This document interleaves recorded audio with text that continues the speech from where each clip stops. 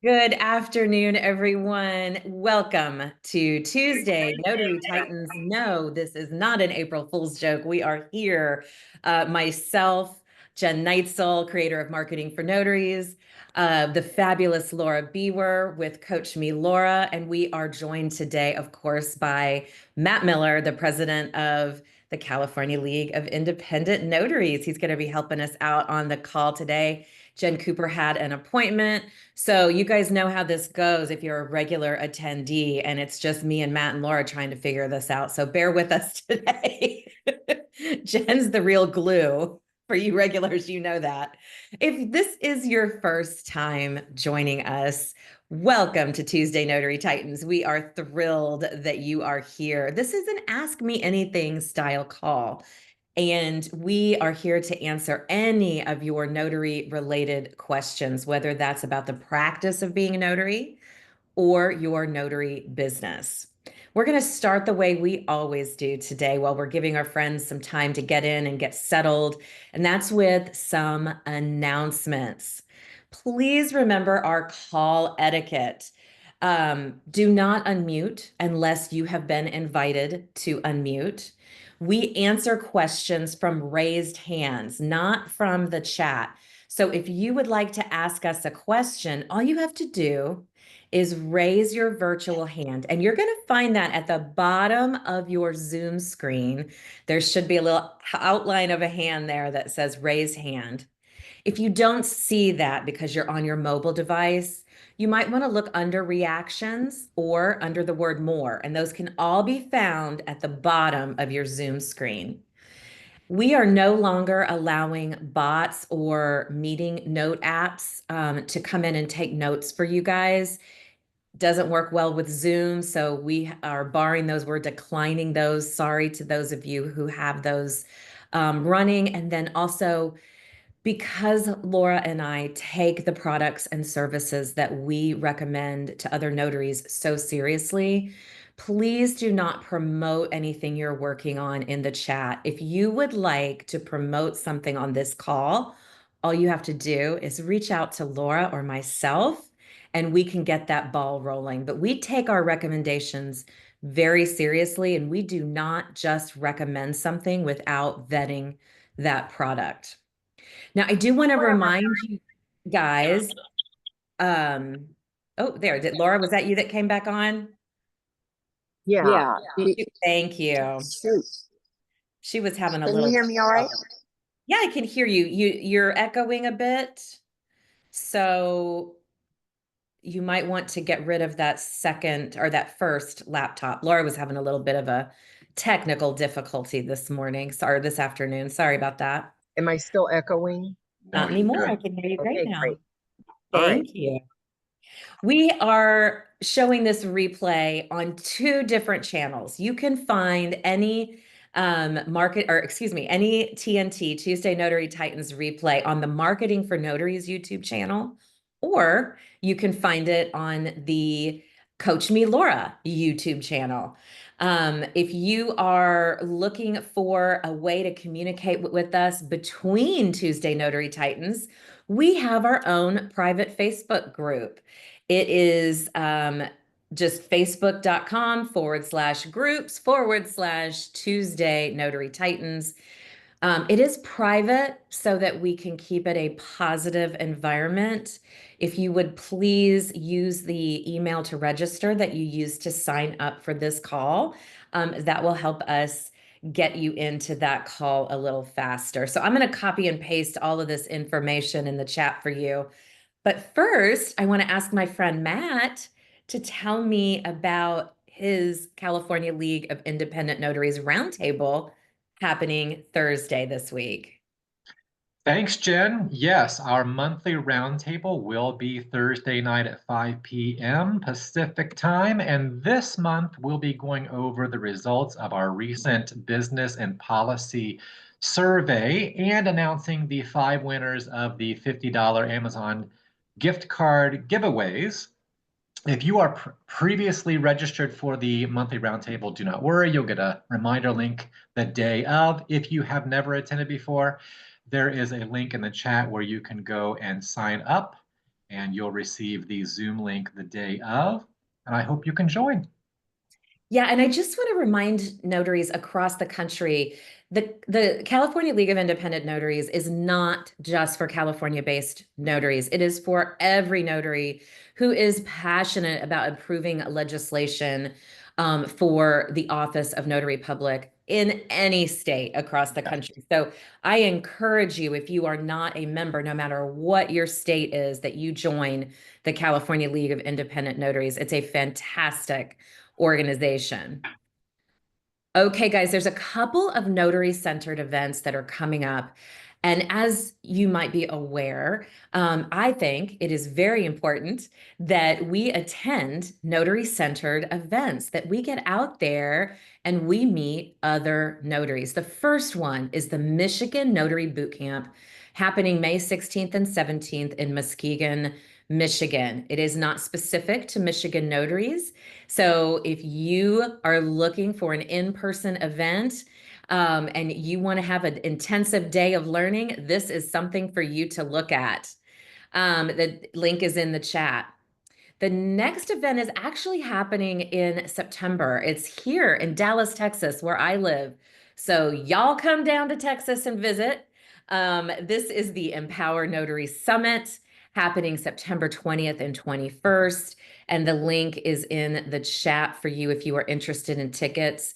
If you can get to the area, I encourage you to do so. In fact, it's my understanding from what I saw in social media yesterday that they are now offering a payment plan for tickets. So that might be of interest to you as well. Now, you know, if you're a regular attendee, we had been talking a lot about Jen Cooper. She's normally here with us. We've been talking about her Chat GPT workshop that she hosted for free on March 22nd. So just a little over a week ago. The replay is now available. And if you want to purchase the course for 50% off, now is the time to do it. Guys, this course, if you have any hesitation around AI, if you are thinking to yourself, this is just not something my brain can deal with right now, which honestly was what my brain was feeling when AI first popped up on our radars. This course is going to help you. It's getting amazing reviews, and I encourage you to check it out. It is in the chat if you would like to take a look at that. Laura, am I missing any announcements? I think we're good on announcements. Am I missing anything? Well, the NNA conference, I think did we skip that? Oh, nope, I did not bring that up today. Yes, the NNA conference is happening, and I'm actually looking for the link. We have a new, let me come over here. See it. I'm looking for it, guys, but here it is. National Notary Association Conference happening in Las Vegas. Well, actually, right outside of Las Vegas. But if you guys have not looked at the possibility of attending, I encourage you to do so. It's amazing. And we all get to hang out together and build relationships and bond and learn so much. It is worth every penny to attend. The link is in the chat if you guys want to check out the National Notary Association Conference. Now, as you know, in this space, we normally do a little mentoring minute with Jen Cooper, but since she is not here today, we are going to jump right into our questions. I see we've got some hands raised already. Guys, if you have a question for us, now's the time to get in line. Raise those hands. You'll find the raised hand function at the bottom of your Zoom screen. Now is the time to get in line. And our first question comes from Kristen Weiss in San Diego. Hello, Miss Kristen. Hey guys, can you come back to me after the next person? I'm just about done driving and I want to pull over when I talk. Yeah, sure. Absolutely. Awesome. We've got Laura up next. Awesome. Laura, tell us where you're calling from. Hi, I'm calling from the Bay Area, Pleasant Hill, California. Nice to see you. What's your question for us today? You too. Thank you. So my question centers around in-office signing. Packet, because Oh, Okay. can you guys hear me okay? Yes. Yes. Okay. I'd like to focus on in-office signings more. And I was wondering, like, I know how to market this in terms of marketing the benefits of in-office signings, but I wanted to ask you guys if this is, I guess, even professional, because when I first entered the notary world, I started working with signing services, and it was told to me that it's just you're just expected to go into the people's homes. And so I was like, okay. And then I started learning that a lot of the title companies do in office closings. And if it's possible at this point, just for various reasons, I'd like to focus on that. And just wanted to kind of maybe get your opinion on if it's professional and or attractive. Like, I think it is, but I'm only a year and a half into this business, so just checking in. So I love this question, Laura, and I love that you are already, thinking about ways that you can expand your loan signing business. Just for those of you who may not be aware, she's talking about specifically the loan signing aspect of our business. And yes, working in a title office is an excellent way to really make a lot of money quickly. If I'm being honest, my first over $10,000 month happened because I had been working in a title and escrow office. But there's a little caveat here. A retail title and escrow office does not necessarily, in most cases, there's always an exception to the rule, guys, of course, but in most cases, a retail title and escrow office doesn't necessarily use in-office notaries as much as a builder title office will use in-house notaries. And what I found through my research, Laura, in this area, when you're focusing on builder business, is when you identify a builder, let's just say DR Horton Homes, right? It doesn't mean that their title company is called DR Horton Title Company. Sometimes it has a completely different name associated with it. And they're not necessarily the big, beautiful offices that we're used to seeing when we drop docs off and things like that. They're kind of smaller and more, they're, what's the word I'm looking for? Functional. Functional. Thank you. Thank you, Matt. So there is a little bit of a science into doing the research behind it. But Laura, I have excellent news for you. Just a week ago, it was right before this call last week, I launched what I call the Video Vault. And I have an entire video that's going to teach you how to identify builder business in your area, how to approach them, how to develop a relationship, because there is a little difference there than, just trying to market to a retail title company. So I have put the link in the chat for you to check it out. There's many different videos in there. What you're going to be looking for is how to identify builder business. And not even logged into my own website, or I would tell you exactly how much it costs. I don't remember off the top of my head. Okay. Thank you, Jen. Yep, here it is. I just want to tell you the right thing here. Oh shoot, it's not going to tell me. Anyway, it's between $28 and $58. So it's nothing expensive. It's a previous call that Bill Soroka and I hosted. We're both wearing ridiculous builder hats. Just ignore that. We had a lot of fun doing it, but we put together a whole presentation about it for Notary Business Builder a couple of years ago. And everything in here still applies when finding that builder business. So if any of you are interested in that, you can go check out that link. And there's a ton of other videos too in that video vault that are one-off training videos for you guys to buy if membership is not your thing. Does that help answer your question, Laura? Do you have anything that you want to add for Laura? Keeping in mind you're on No, mute. I think you hit it, because that's the only place I was thinking of in office, because really the work that we do is to go to people's home or to meet in public spaces. Mm-hmm. But that would be, I think, the exception. Yeah. Yeah. And it does, like I said, it requires just a little bit of a different touch. And this video is going to help you with that, Laura. Thank you so much for that question. Did we answer it for you? Yeah, thank you so much, you guys. That was awesome, and I will definitely check the videos out. Yeah, you got it. I'm glad that you're going to go check that out. Thanks, Laura. And it looks like Kristen has pulled over. So, Kristen in San Diego, what is your question? Hi guys, how's everyone doing today? Happy Great. How are you? Tuesday. I'm good, thank you. I'm just making my way to an appointment. This is probably a question for Laura. All right, so kind of trying to understand the role of an ombudsman. I had a individual referred to me to assist getting some a healthcare directive and a power of attorney notarized for his mom that's in a skilled care facility.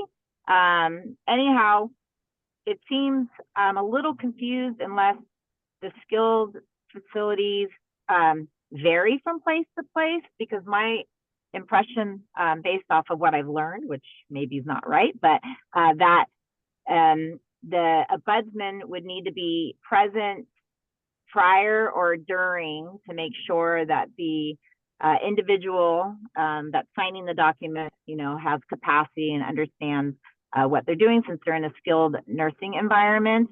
But apparently I've been told that the client can't bring in his own healthcare directive. He has to use the skilled nursing home and has to use the ombudsman, who's also the notary. So I hadn't heard of that before. So I guess my question is, an ombudsman can be a notary, and can they limit the client from bringing in their own documents?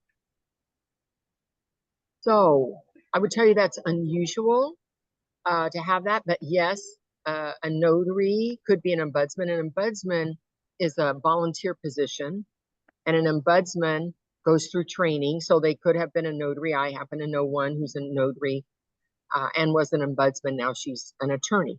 So yes, that is possible for that to take place. But I do think that's an unusual situation.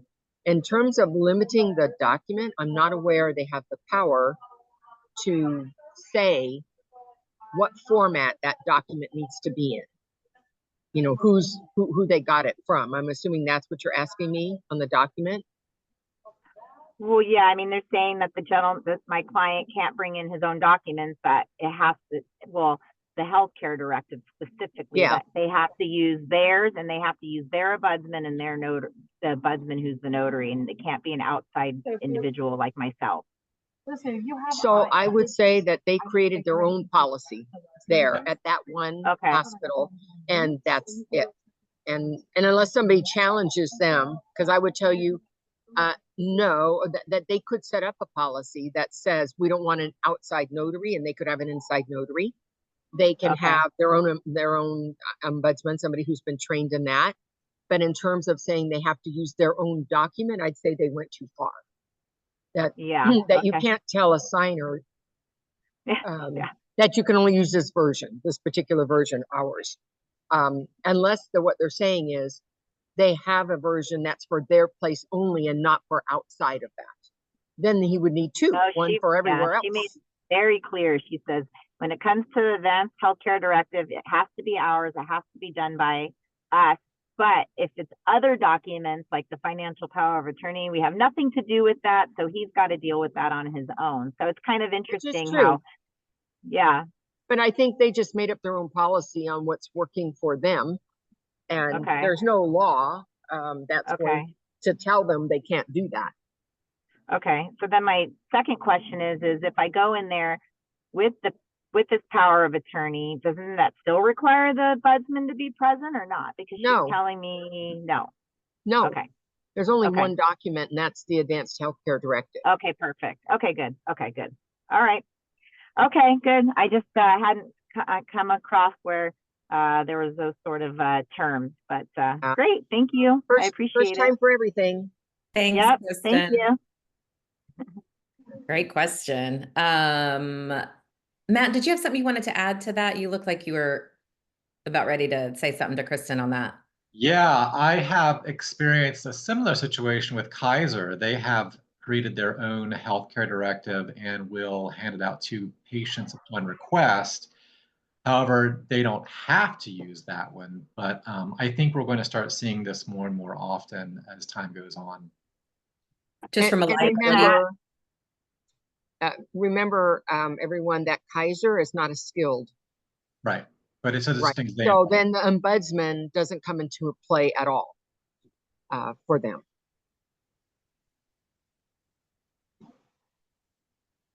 Okay. Okay. Are we Yeah, cleared I think up on that, Kristen? Yep, I'm good. Thanks, guys. Okay. Thank you. All right. Miss Cynthia in Montana, what is your question for us today? Oh, I have two questions if I can get them in. The first one is for both Jen and Laura, about pop-ins. I'm Yeah. going to start pop-ins to medical facilities. Yay. For Laura's, mentorship, I've made laminated cards about what do you need for notarization, and the other side is ID required, and info with my branding on it that I can give to the desk. And so I'm going to start these pop-ins. Any pep talk or further insights about particularly to skilled nursing and also senior living facilities? Yeah. So, first things first, this is going to be your first adventure, your first journey going out to introduce your business to skilled nursing facilities, correct? Okay. So here's what you need to know. Here's the important thing you need to know. You're going to be scared. You're going to be nervous. You're going to feel uncomfortable. You're going to feel like, what the heck am I doing here? You're going to feel like this is a waste of my time. This is, oh my gosh, what have I gotten myself into? I can't do this. I'm an introvert, right? All those things are just going to be going through your head. And that is normal. It's normal because you've never done it before, and your brain is just trying to protect you from doing something that you've not done before. Our brains are wired to do that.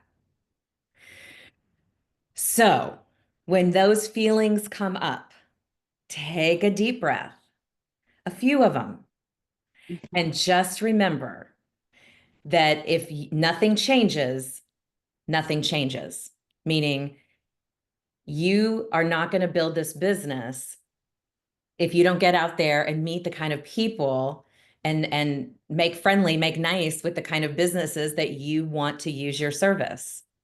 So it is entirely up to you to get out there and shake hands and kiss babies, as the politicians say. And all you're trying to do, Cynthia, right? You're not going in there expecting them to say, oh my gosh, this is the best little gift we've ever been given. You're now our number one notary. That's not going to happen. Okay. What you're looking for is to make a connection with one of the receptionists, to smile, to tell them who you are and the services that you offer. Let them know you'd love to work with their facility. Gather those business cards on the reception desk and say, I'm going to stay. I'm going to be reaching out to, people to let them know about my services. Here's when I'm available. Be nice to that receptionist. I know, Cynthia, you've heard me say that a receptionist is not a gatekeeper. They are not gatekeepers. They are very important to every office that has a receptionist. And a win for a pop-in is simply two people smiling at each other and them getting to see you and your professionalism. The work comes with the follow-up. Okay. So give yourself a little break. Do the deep breathing. Don't be so hard on yourself. and remind yourself that you are just there to make an introduction. And the relationship is going to be built through those emails over time and staying in touch with them, maybe revisiting again if you do get a job at that facility, you know, revisiting with the receptionist again. But that's really what you're going for here. Thank you. Does that help? It's a great pep talk. Yeah, thank you. Laura, do you have anything to add to that first contact meeting that we call a pop-in? I do, and that is receptionists are not really going to be your ultimate contact there. Who your contacts are going to be the social services department as well as the director of nursing. And so you want to get their cards, and that's who you need to get connected to. So I wouldn't leave my cards just there in the front. I'd get cards to find out who to get that to. And I would not leave that laminated gift with the receptionist because she can't do anything with it. Make sure that it's getting to the right people. And if you can't get face to face with the right people, then don't leave it. Mail it to them. If you've got their card, find a way to get it in the hands of the right people, because that's really not when they need in a hospital setting or skilled setting, when they need a notary, they're going to have the social services department reach out to find a notary if the person isn't doing it for themselves. So that gift you've made is going to be the most helpful if it gets in the right hands. And of course, your ability to walk through what it is and how it's going to be helpful and why that's so important, because they may not even know they don't know what's required. And so they're not communicating with the patient to let them know what they need to have ready before a notary comes in the door. So make sure you're getting to the right people. Thank you. Is that the same? What about senior living? Like they're assisted living is the same principle. Okay. You're going to want to find out who's the administrator. Okay. It's either the administrator for the either admissions or the general administrator or even the activities director, because it's an outside service coming in. And those are the people you want to get to, because those are the people who help get outside notaries. Thank you. Yes. Thank you very much. It's really helpful. Now you have to come back next week and tell us how it went. Okay. Because now we want to hear. We got to keep up to date with you and hear how it all goes. And thank you, Laura. Absolutely correct. Excellent points. Laura, I would love for you to tell everybody on the call, because you guys know Laura's the GOAT, right? Like, she is the GOAT in this business. Tell everybody, Laura, how they can connect with you outside of this call if they would like your assistance on something. Sure. There are two ways for you to connect with me. One is a one-on-one 15-minute complimentary call where you have a specific question or questions you need me to answer. And you'll be able to book directly with my calendar. So that's calendly.com/Biewer. The other way is if you join me on Coach Laura's Inner Circle on Saturday mornings, and that's at 8 a.m. Pacific time. That's an hour, similar format to this. We start with a reading first to center ourselves before we dive into the material. And those are the two best ways. If you go to coachmelaura.com, which is my website, then you can register for Laura's Inner Circle, and you can also see the kinds of training I have available. I have California specific training live as well as in replay format. Awesome. Thank you so much. Okay. Excuse me. Hi, Shirley and Bozeman. What is your question for us today?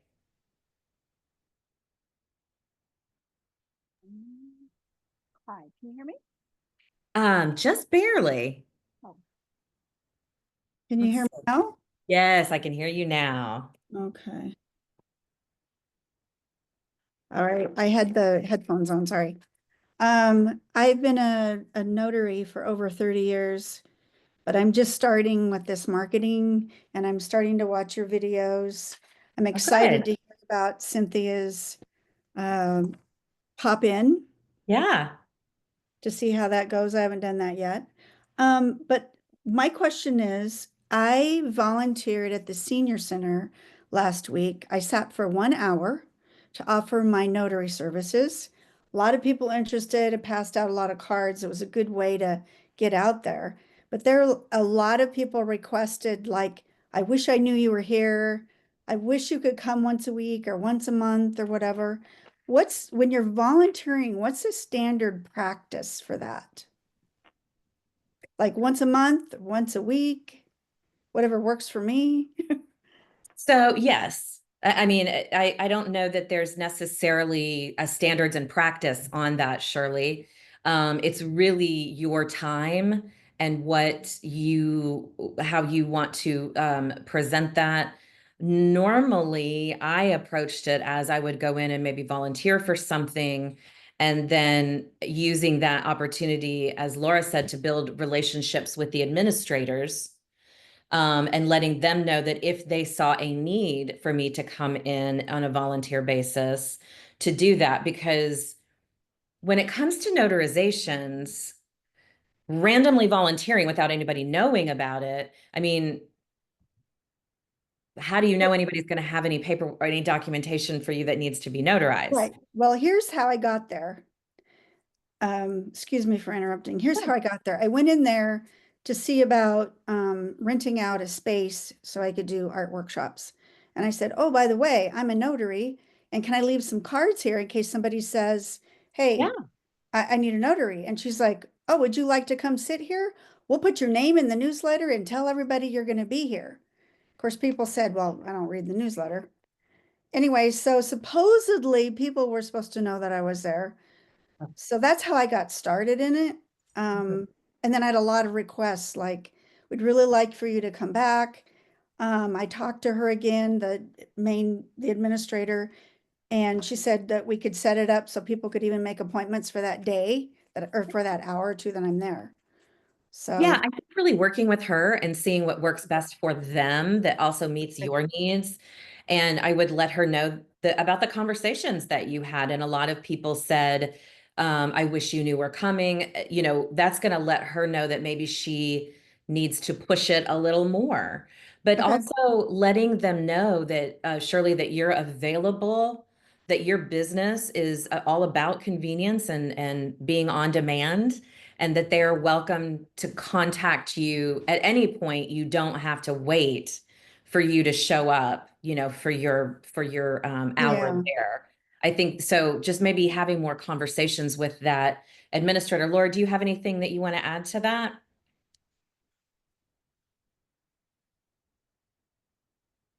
Oh, she must be talking to one of her students. She's teaching today.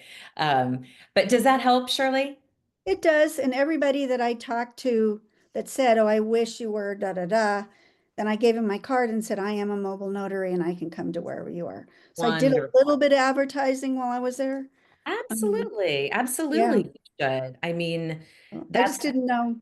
that Sorry. those little steps you're taking, Shirley, telling people, oh, by the way, or I can come to you, you know, all those little steps are going to add up. And those are the little stepping stones, that, you know, always be marketing, right? Matt, do you have anything that you want to add to help Shirley?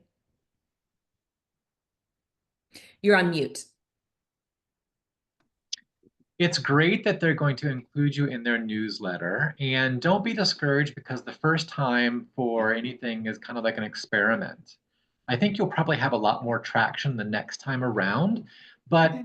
don't depend on them to do all the marketing for you. I would Okay. post social media announcements about your Mhm. volunteer work there, and target it and tag it towards that business so it shows up on their pages on whatever platform you're Okay. using.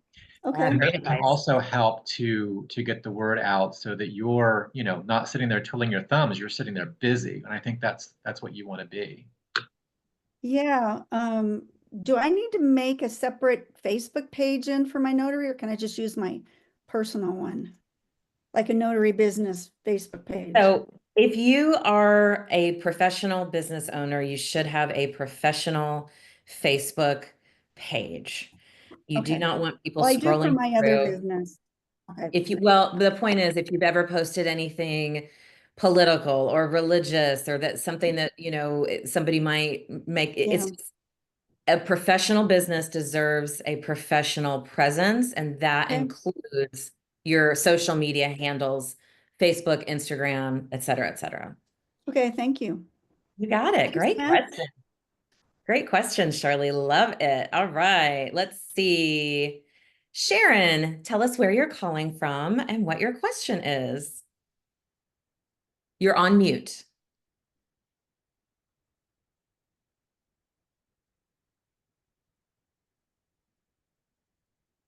Touch the bottom of your screen and it should show you the menu at the bottom.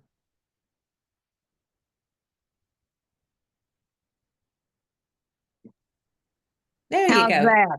There I we go. gotcha. Okay, I'm from Zephyr Hills, Florida, Okay. and I have two questions for you. One, I'm going to continue with Cynthia and Shirley's question. Okay. I had planned on sending out a postcard that explained the different notarial projects that I do, the RON, the IPEN, and then just the general notarization to any business that might could use it, being the nursing homes, the assisted living, title companies, etc., and then follow up with a visit. And then if I get a visit in and can get an email, follow up with an email. Yes. Does that sound like a good plan, or am I wasting a stamp? So the postcards, in my experience, working with notaries in different parts of the country, the postcards work. However, if you do not follow it up with an individual visit and you do not follow it up with a monthly email, they don't work. It's a waste of money. So don't think to yourself, I'm going to order 500 postcards and mail them to everybody, and that's how I'm going to get business. That doesn't work. And here's what I want you to think about, Sharon. As notaries, we handle the most important documents for people.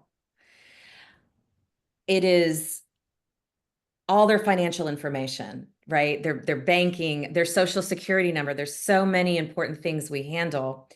They are going to choose every time, if they have a notary that they've met before and they've seen as professional and that they like, they're going to hire that notary over somebody they got a postcard from. So take that into consideration, that you'll develop relationships faster just by that initial meeting. And then, like I said earlier, when we were talking about pop-ins, I think Cynthia brought it up. You do the work after, telling them the things that you can do for them, right? Ron, iPen, all of those other things. If you want to spend the money on postage and postcards, go for it. But it means nothing if you don't follow it up. Yeah, Matt. Yeah, I would caution against a postcard campaign for multiple reasons. One, it's expensive. Two is, think about what happens in the real world. When the mailman arrives at a business, what does he do with the mail? He drops it to the front desk. So how can you be sure that your postcard is going to make it into the hands of the person who's the decision maker? I don't think that printing postcards is a bad idea, because there's certainly something you can hand out or use as a leave behind. But mail campaigns, and I've done mail campaigns before, they just don't produce the results that you think that they will. So I can take them to various businesses and hand them out, or ask if I can leave some. My initial thoughts are with the nursing homes. Anyone that has a group setting, volunteer to give a short introductory talk about what they would need to have something notarized, not giving them any advice, but what type of ID? Will they need a witness? What different forms of different types of forms they might need, but nothing that would bring it into the lawyer realm. Just make them prepared for what they might need. And I know my mother was in a nursing home and they were begging for people just to come and speak about their jobs, just anything that would break the day of the patient. Yeah, it's a wonderful idea. And I think that, there's many different things that we can talk about as notaries. But I think just, if you want to keep it simple, it's how to prepare for a notarization. The identity requirements, that's a big deal in assisted living or care facilities because some do not have proper identification. So that would be a really good, conversation that you could have. But you would go through the activities director on that, Sharon, and find Yes. out what their requirements are. Oftentimes, they do have requirements for you to come in, meaning they expect you to maybe bring lunch or maybe bring a snack or just a drink. Might have to be there on a certain day at a certain time. So call the activities director and work with them directly to find out what their requirements are and how much time you have. If you've got an hour, you might want to think of a different topic for them to learn about that falls under the notary umbrella as well. Maybe, well, find out what they need first. I don't want to get too deep down this rabbit hole. I Find out understand they what you're require. saying. Yeah. Yes. Okay, my second question, and I'll make this brief because I'm sure you can answer it briefly. I am a Ron. For title companies and signing companies, is it beneficial to have a mobile office? Will that tend to make you look better or put you in line ahead? Or is it just a thing to have in case it's needed? Yeah. So, in my opinion, there's no way to answer that because you're asking, is somebody going to find value in that? Yes and no. Mhm. Some people might find value, some people might not find value. If that is something that you want to pursue, and you want to partner with the folks that are attracted to that, then yes, you absolutely should do that. But I know Matt has something that he wants to bring up about that as well. Yeah, so, this morning we've been diving pretty deep into the survey data results. And one of the things that stood out to me is of the notaries that responded, more than 60% of all respondents, even if they are RONs, said that more than 60% of their business comes from mobile notarization. So even though Ron is, convenient and is part of our world now, I don't think that it is going to be the biggest driver of your opportunity. I think that if you're a ROM, that's great. You should offer that services, but you should also offer mobile services because remote online notarization oftentimes doesn't work out for signers because they can't pass KBA. They're not savvy enough to do the online clicking and signing. So it would be great to be able to say, okay, no problem. This is not going to work out online, but guess what? We can do this in person. I'm also a mobile notary as well. That way you don't miss out on any opportunities. That's a great point. Mhm. Laura, do you have anything that you want to add? Well, I wanted to add to her first question, which was about the postcards, because there are appropriate times for a mail campaign like that. And I did one with bail bond companies. And so it was targeted. There was only 20 of them that I had to mail, so it wasn't very expensive. And I got to tell you, out of those 20, I have 3 that are regular customers for me. And they just took a pin and pinned it to their board up there so that whenever they didn't have a notary on site, because they usually have their own notaries, they'd reach out to me. And so I have 3 different ones, and they were from the 20. So 3 out of 20 was well worth my time. I agree with Matt and Jen that in general, it's not your best method. But if you have a targeted group that you're going to send them to, then you have a little bit better chance of being effective with it.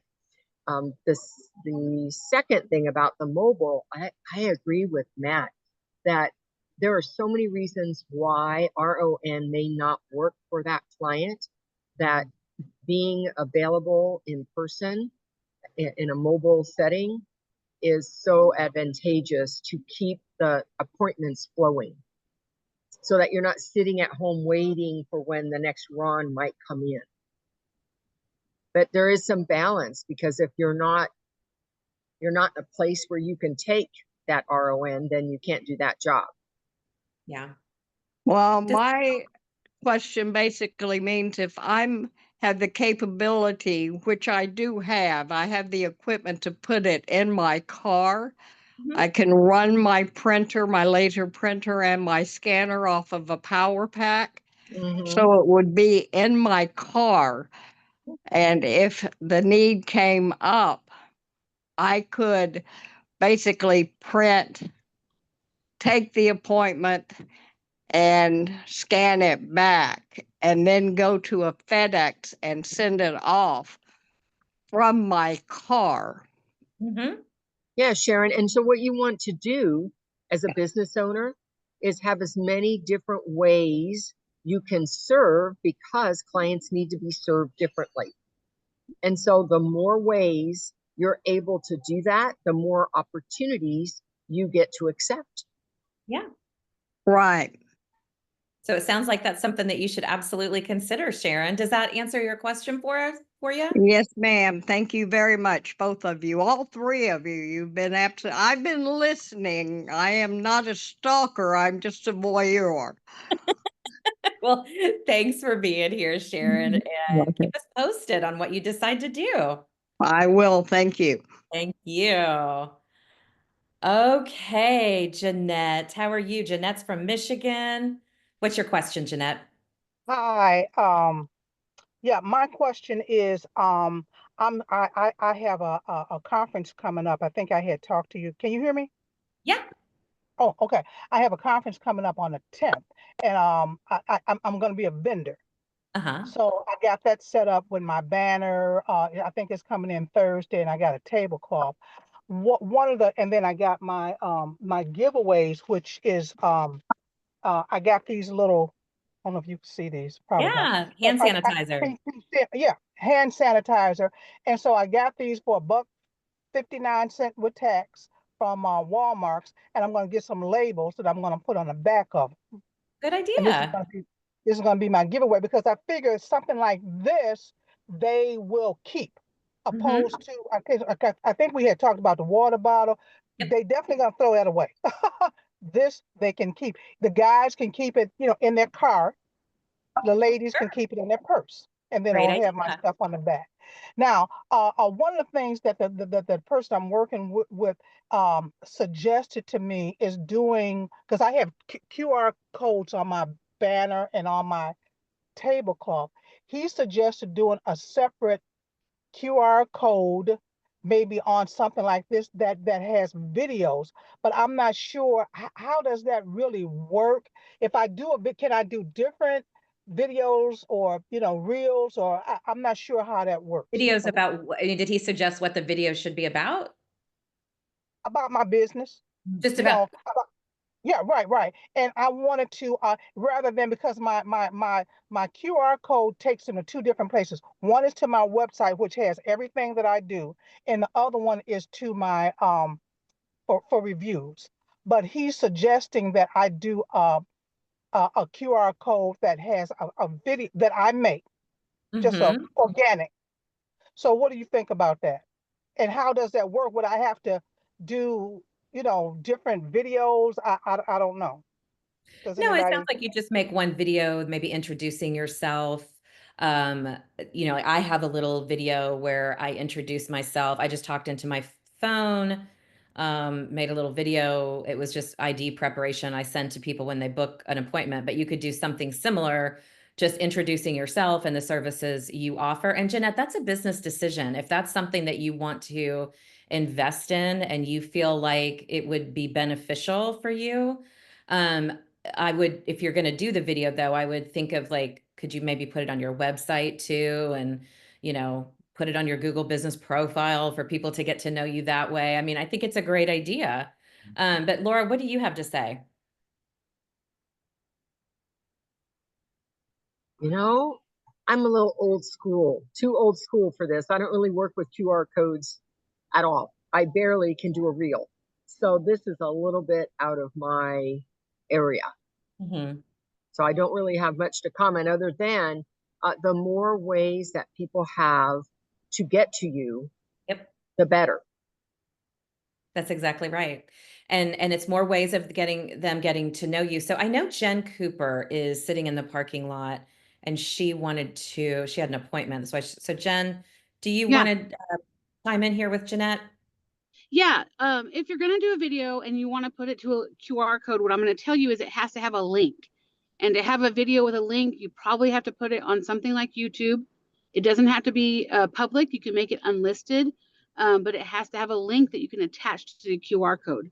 So any video that you want to do, it could just be about your mobile notary services so they get to see you and hear your voice. That's a good thing to start building relationships. It needs to have a link to give the QR code, and to have a link, it needs a platform that it's on. That is Okay, my only piece of advice for the video. because I just thought about something, because I do have I'm a wedding officiant too, and so that would reach more of the younger crowd, or that, because that's what young people do. Yeah. TikTok and all that kind of stuff. So It I could be wouldn't put whatever. it to Yeah. so I wouldn't put that to necessarily my Facebook page, because I do have a wedding officiant Facebook page. You would say put it on, do, because he had mentioned something about YouTube, getting Yeah. a YouTube It needs account. you need a link to that video to use a QR code to get to it. You can't just QR code to a video on your phone. It needs a link.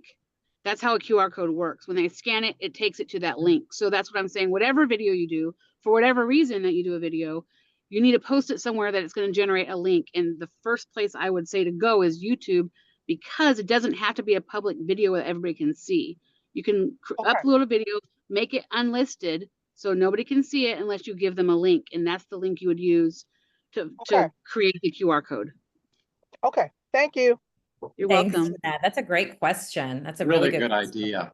And a great idea. Yeah. I mean, that's the age we're living in, right? Like people, videos are everything. If you can make a quick video and link it somewhere that people can get to know you a little bit better, you absolutely should do that.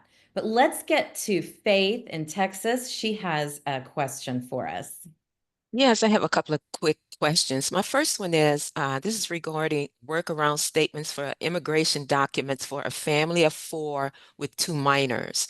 How do I handle notarizations for minors? Laura?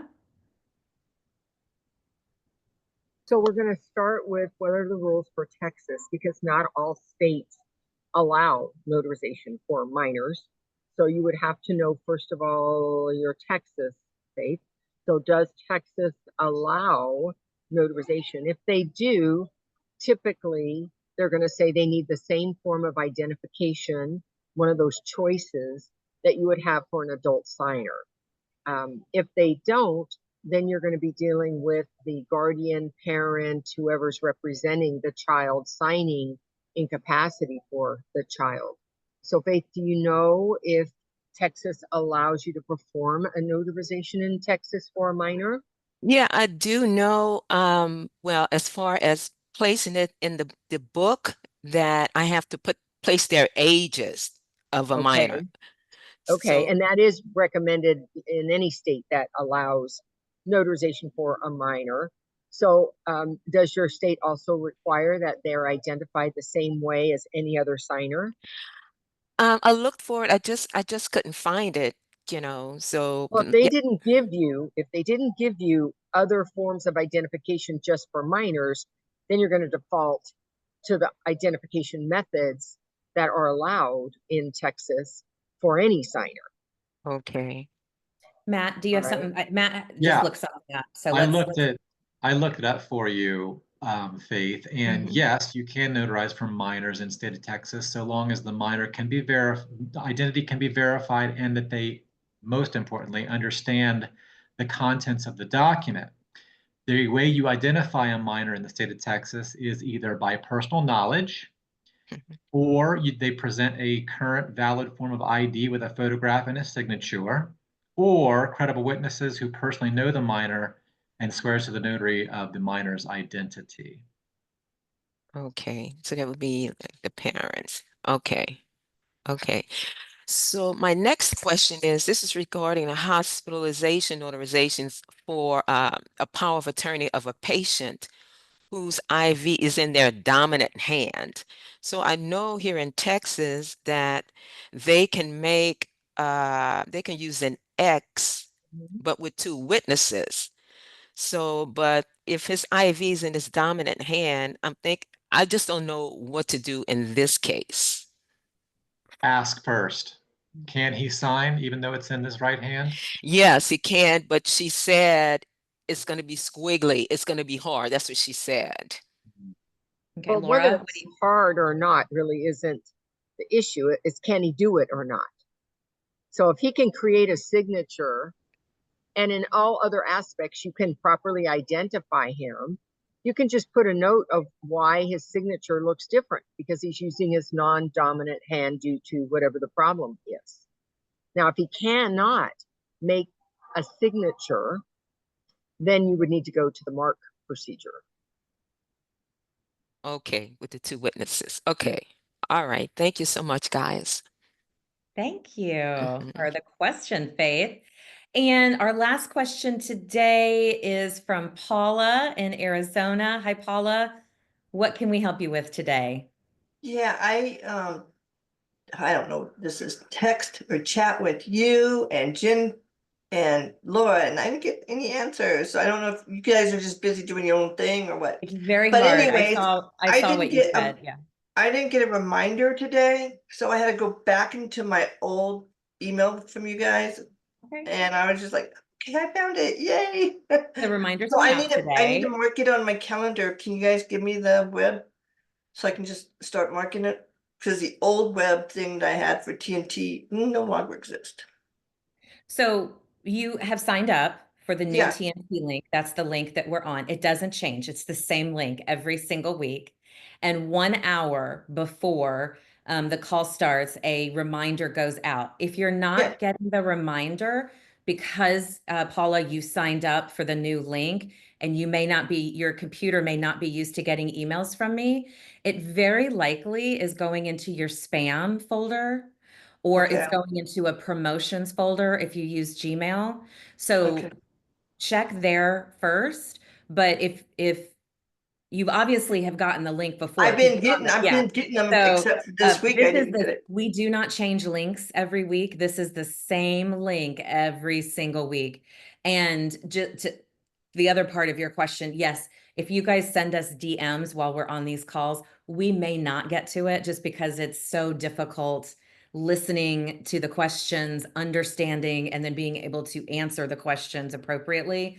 So please, that's why we ask you to please raise your hand. But go back through, Paula, and otherwise, you should be getting those because they're going out now. We had some technical difficulties in the beginning. That's all been resolved.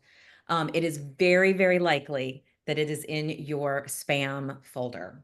Okay, yeah, I've gotten with you every week except this week. So I was just like, Oh, and they went out today. So they went out. I got mine. And Paula, since you do have the link because you got on, just take the link that you have and put it in your calendar. So you'll have it. You don't have to worry if it doesn't come through. Like all it says is the link to join is just click on this. It doesn't, it doesn't say the address of the link. Right, I need the address. That's what I was trying to say. You can get it, Paula, if you right click and a menu will drop down and then say copy link. Okay, Got it? I got it. Whoops. Great. There you go. All right. Awesome. Well, It's guys, we have village. come, believe it or not, the hour is over already. Today just flew by. And can I just say to everybody on the call that asked a question today, thank you. You guys kept us busy the whole call, and we appreciate it so much.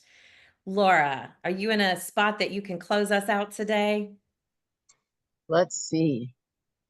I was reading this morning pretty early, and something struck me, and it was a 4-word mantra. I'll let you guys guess whose mantra it is. It's not mine, but I think I'm going to adopt it. And it was, be useful, keep busy. And I love that. It's just straightforward. It's, have purpose and keep going. Love it. I love that. So Yeah. guys, be useful and keep busy. Fabulous. See you guys next week. Bye. Bye.